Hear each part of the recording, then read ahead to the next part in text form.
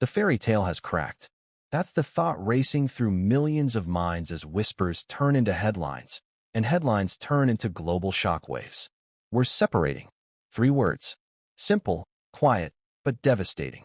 Who would have ever believed that Prince Harry and Meghan Markle, the golden couple who once embodied rebellion against the crown, passion against protocol, and freedom against duty, would ever let such words escape their lips?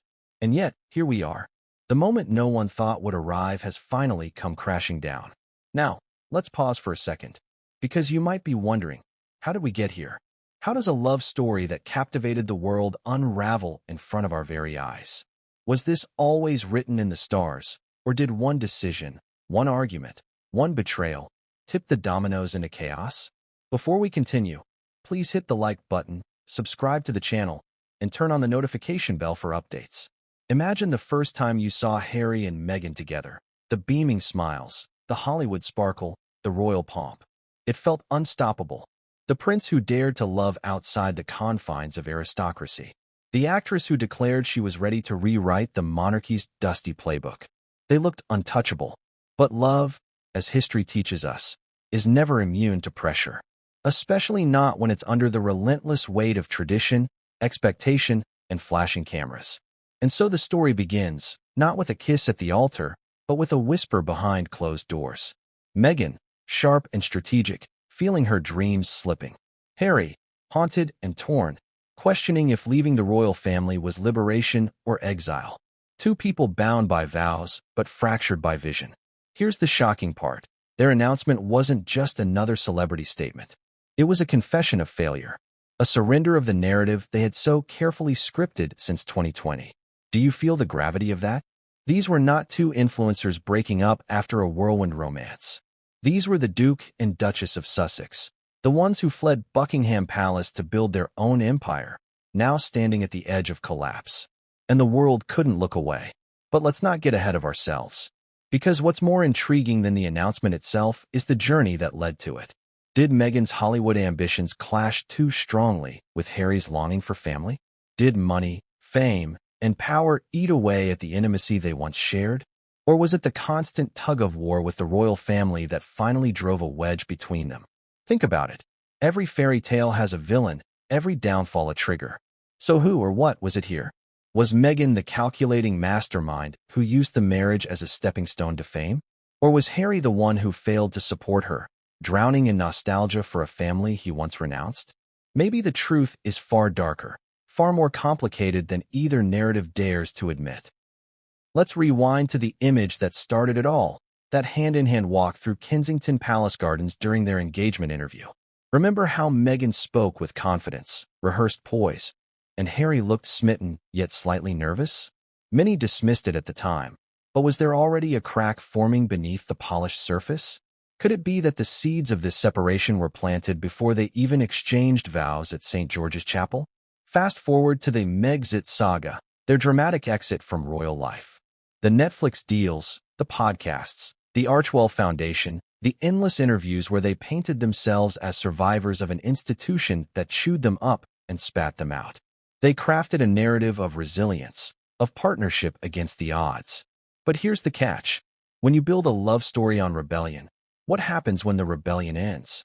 When the spotlight fades? It's easy to celebrate the escape, but what about the aftermath? Harry, thousands of miles from his family, longing for the structure of tradition. Meghan, determined to conquer Hollywood with or without him. Tension, quiet at first, then louder, until silence was no longer an option. And so we return to those 3 words.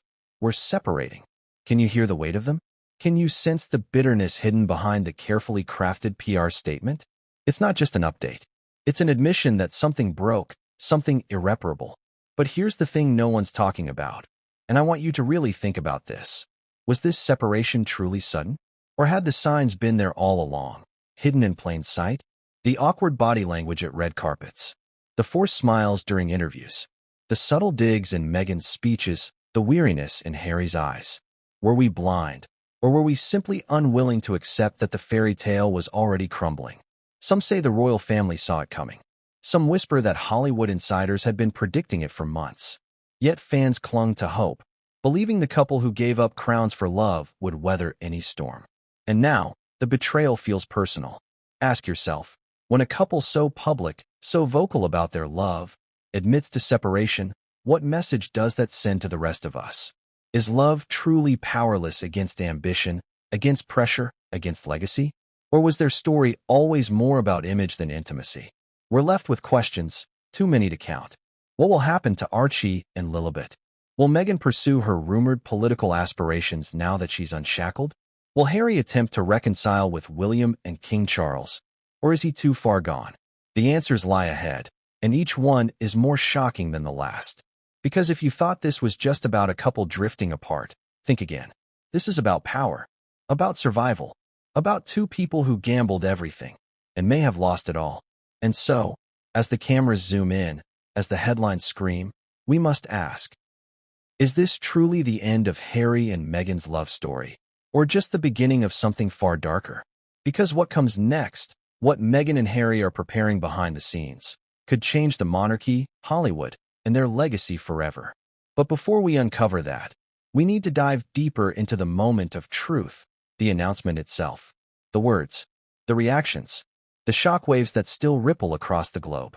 And once you hear the full story behind how this statement was crafted and why it was timed the way it was, you'll understand that this was no ordinary confession. This was strategy. This was survival. And what Harry whispered just before the announcement might be the most haunting clue of all. The words echoed like thunder across the world. We're separating. Simple, brief, yet carrying the force of a royal earthquake. People gasped, news anchors stumbled over their scripts, and within seconds social media was ablaze. Twitter feeds lit up, Instagram Reels replayed Meghan and Harry's last public appearances, and YouTube was flooded with reactions dissecting every possible angle. But here's the question. How does such a carefully crafted couple, who lived and breathed narrative control, allow their marriage to fracture so publicly? Imagine the scene. A private team of publicists, lawyers, and media strategists gathered in a quiet California office. The air is thick with tension, coffee cups half empty. Meghan pacing the room with that sharp, focused energy. Harry slouched in his chair, his eyes heavy with exhaustion. On the table lies a draft statement, polished and reworked dozens of times. Words crossed out, new phrases penciled in. Every syllable weighed, every sentence measured. Why? Because they knew the moment they spoke, the world would never be the same again. And then came the final decision. The release button was pressed. The statement went live. Within seconds, millions of eyes were reading. After careful thought and difficult conversations, we have decided to separate. Stop for a second. Do you feel the weight of that phrasing? Not divorce, not breakup, not even taking time apart. Separation. A word that carries both finality and hope. Ambiguity wrapped in certainty. Enough to make the world believe their union had cracked, but just vague enough to leave the door open for speculation, for control. Now think of the first people who saw it. Loyal supporters, who had defended Meghan and Harry against every criticism. They stared at their screens in disbelief, hearts pounding. Critics, those who had long predicted doom, smirked with satisfaction. We told you so. And in Buckingham Palace? Silence. A silence more deafening than any statement could ever be. The announcement wasn't just a revelation. It was a performance. Meghan and Harry understood better than anyone that words can shape perception.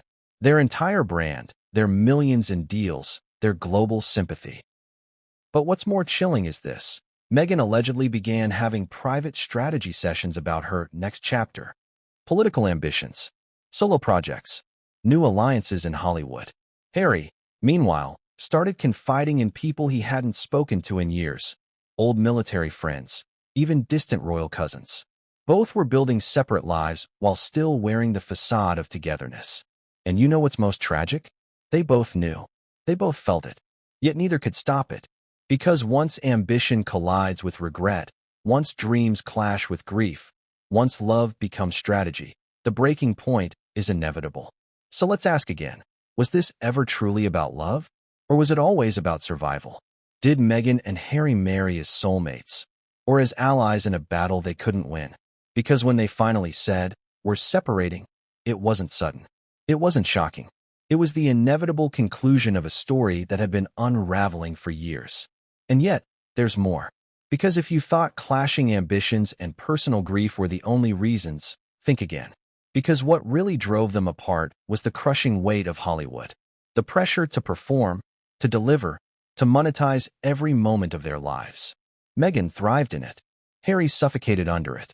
And when you hear just how far Meghan was willing to go to secure her Hollywood power, you'll understand why Harry finally realized their marriage was more fragile than he'd ever dared admit.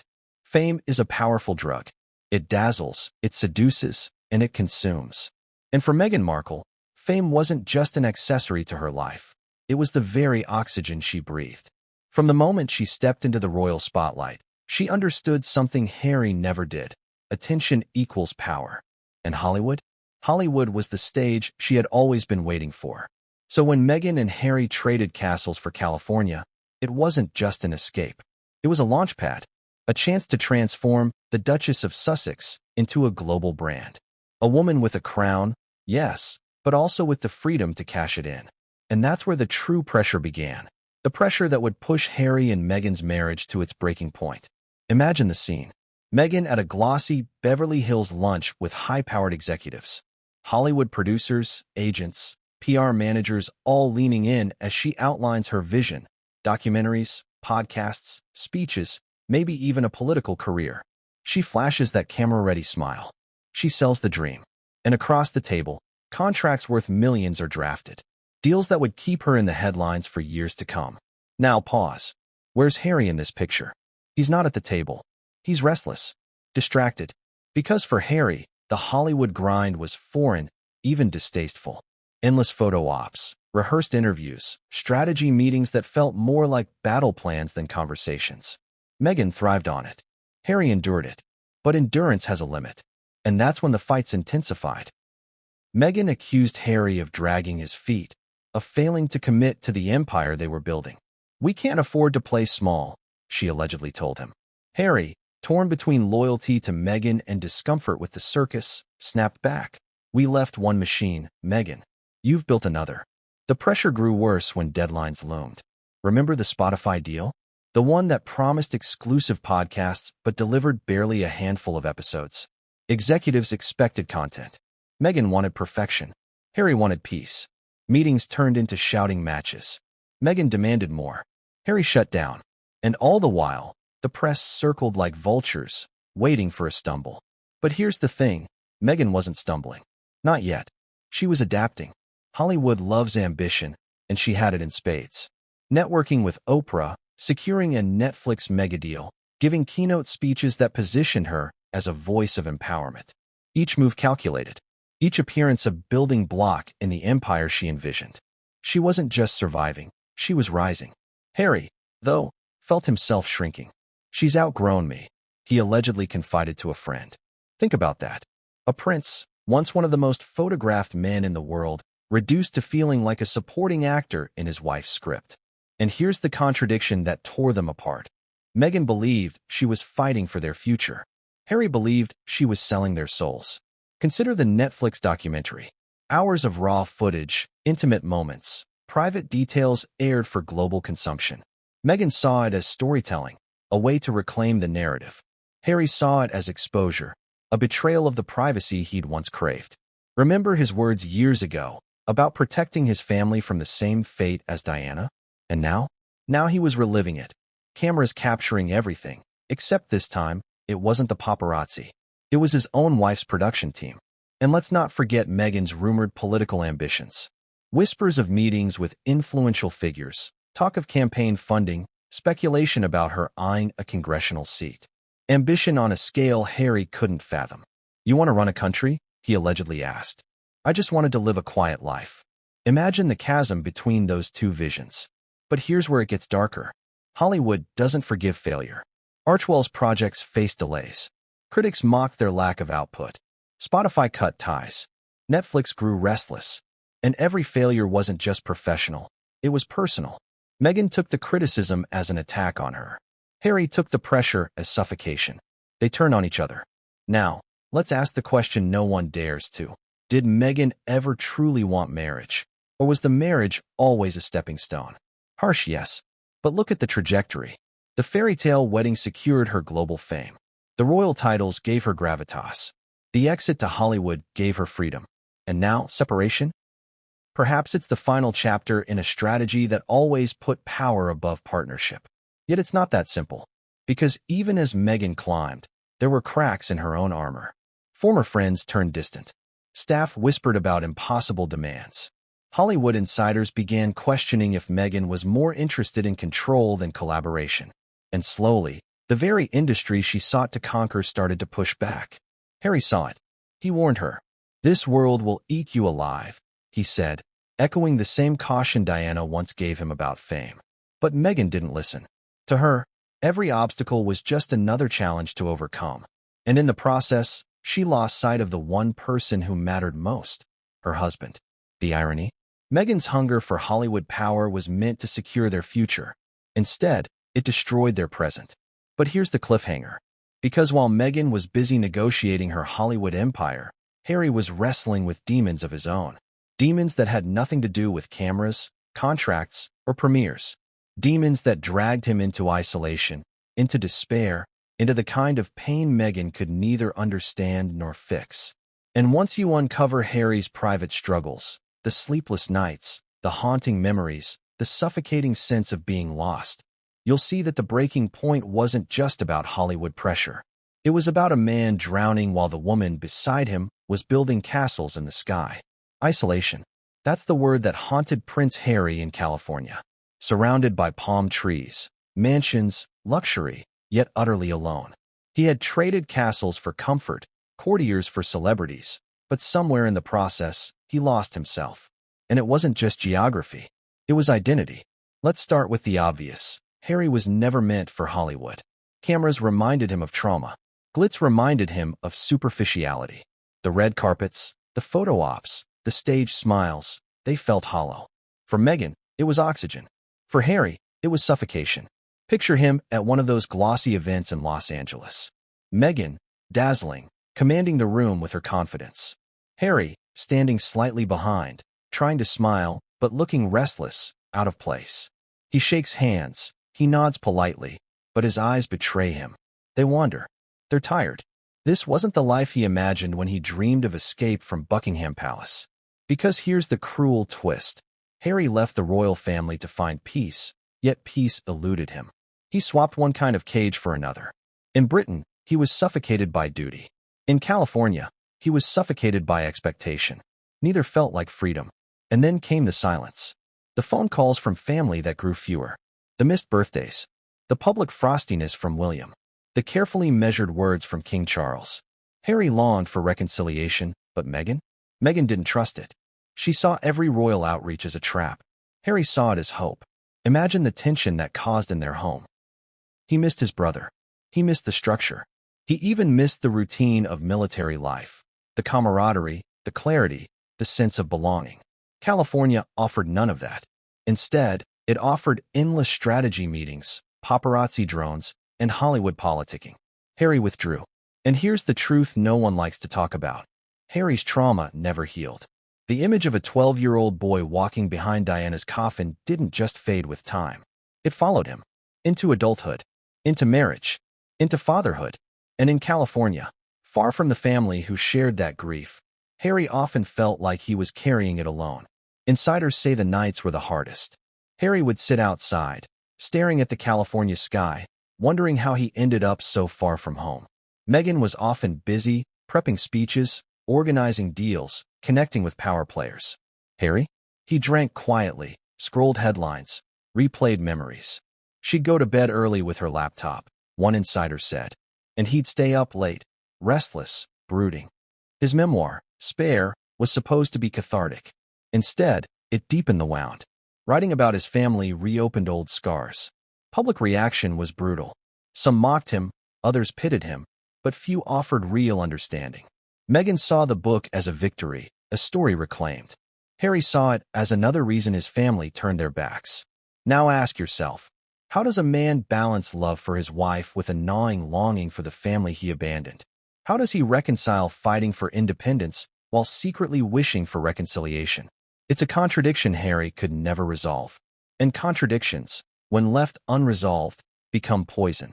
One friend described him this way. He's a man caught between two worlds, and he belongs fully to neither. And that's the tragedy. In Britain, he's the outsider who walked away. In California, he's the prince who doesn't belong.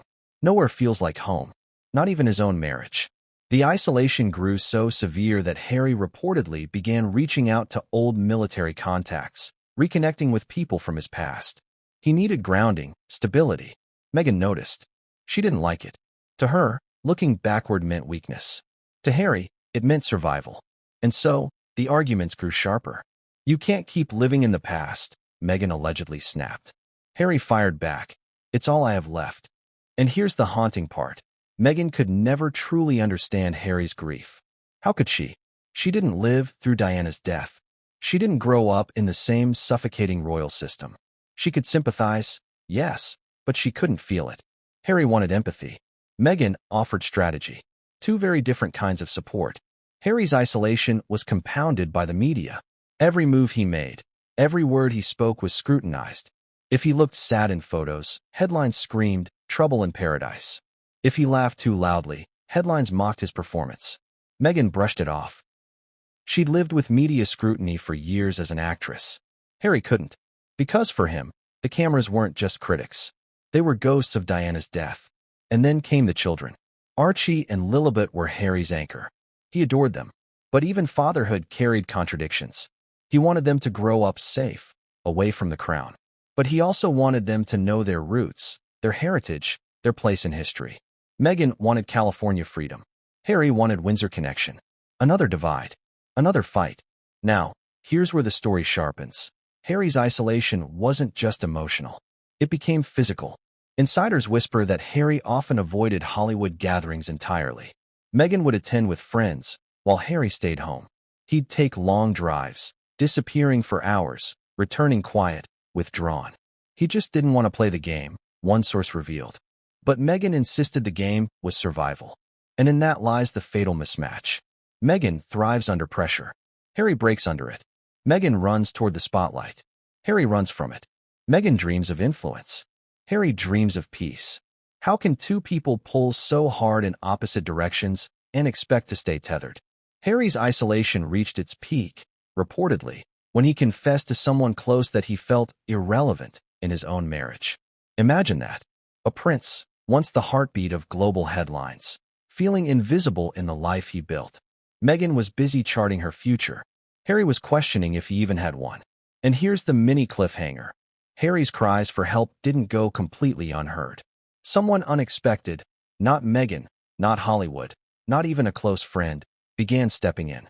A figure from his past, tied to the family he tried so hard to leave behind. And once you learn who reached out to Harry in his darkest hours, you'll see that isolation wasn't just pushing him away from Meghan. It was pulling him back toward the one place he swore he'd never return, the royal family. The palace was silent. Not the ordinary hush of a royal residence, but a silence heavy with anticipation, disbelief, and an undercurrent of restrained fury. For decades, Buckingham Palace had mastered the art of controlling narratives, containing scandals, and maintaining appearances. Yet, nothing in its long history prepared them for a public confession from Prince Harry and Meghan Markle. "We're separating."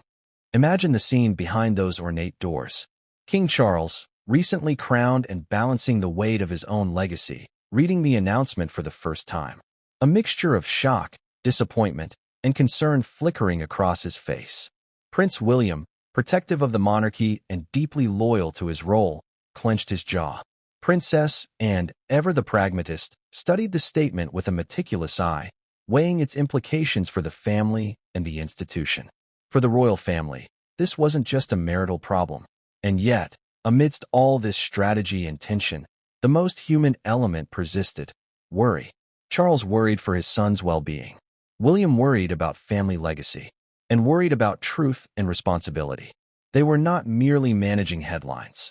They were witnessing the unraveling of relationships they had nurtured and loved. But here's the cliffhanger. The royal family's reaction wasn't limited to words or meetings. Reports suggest that covert steps were taken: private investigators, discreet inquiries, and behind-the-scenes pressure on Hollywood allies, all designed to manage the fallout and, perhaps, influence Harry and Meghan's next moves. And when you learn what those measures entailed, you'll see that the palace wasn't merely reacting. It was preparing for a confrontation that could change everything. The tension between love, duty, and ambition had reached a tipping point. And the next chapter? That's where secrets, leaks, and private correspondence start to come into play. Whispers, rumors, leaks, letters. For Prince Harry and Meghan Markle, the world outside California's sunlit streets was never quiet. And in the weeks leading up to their shocking separation announcement, it became a storm. Behind closed doors, private correspondences were flying. Aides were confiding in journalists, and the thin line between confidentiality and exposure began to vanish. The story begins with letters, not formal, not public, but private notes sent across oceans and palaces. Some were from family members, attempting to reconcile, warn, or express concern. Others were from Meghan and Harry themselves, articulating frustrations, demands, and grievances. Insiders say that several letters were never meant to be read outside the intended eyes. Yet somehow, they ended up in the hands of the press. Consider this, a carefully worded note from Harry to Charles, pleading for understanding, suggesting compromises for the sake of the children. Allegedly, the letter expressed both regret and desperation. He wanted connection but feared judgment. Imagine the shock when a tabloid headline hinted at its existence, framing Harry as manipulative or secretive. The personal had become public, and private vulnerability turned into a weapon in media narratives. And then there were the leaks. Strategic, subtle, but impactful. Hollywood insiders allegedly shared details of Meghan's upcoming projects, Netflix concepts, podcast episodes, public appearances, suggesting ambition bordering on obsession. Royal aides quietly passed along fragments of correspondence between Meghan and palace staff, painting her as demanding, assertive, and, at times, inflexible. The leaks were calculated, feeding public curiosity, and in some cases, aimed at swaying opinion. One particularly controversial leak allegedly came from a former Archewell employee.